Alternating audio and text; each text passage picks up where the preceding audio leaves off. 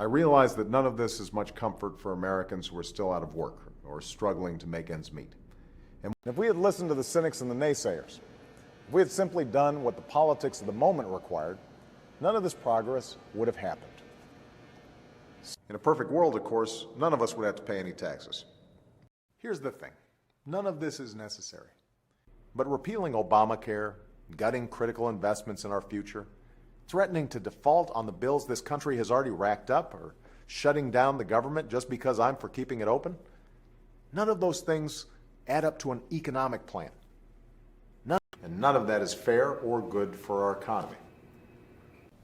And none of this list even includes some other big priorities that should get done.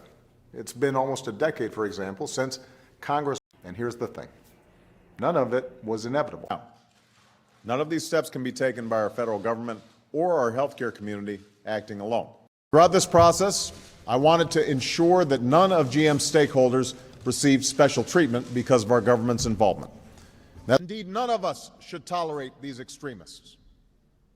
We have the most expensive healthcare system in the world, bar none. Of all these achievements and experience, none has been more pertinent to today's challenges or closer to Regina's heart than the rural health clinic that she has built and rebuilt in Bayou La Batre.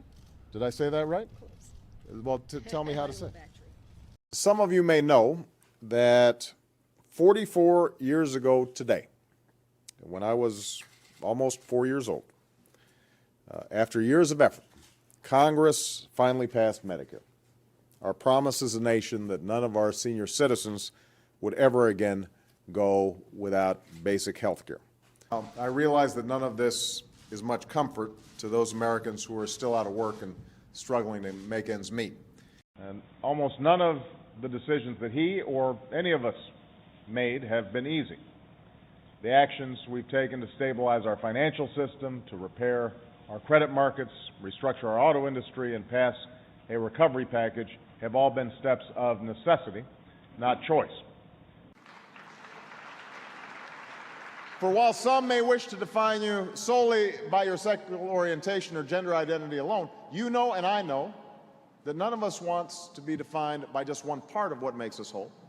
Indeed, none of us should tolerate these extremists. And none of our efforts will take root if we can't even guarantee that our communities are safe places to learn, safe places to grow, safe places to thrive,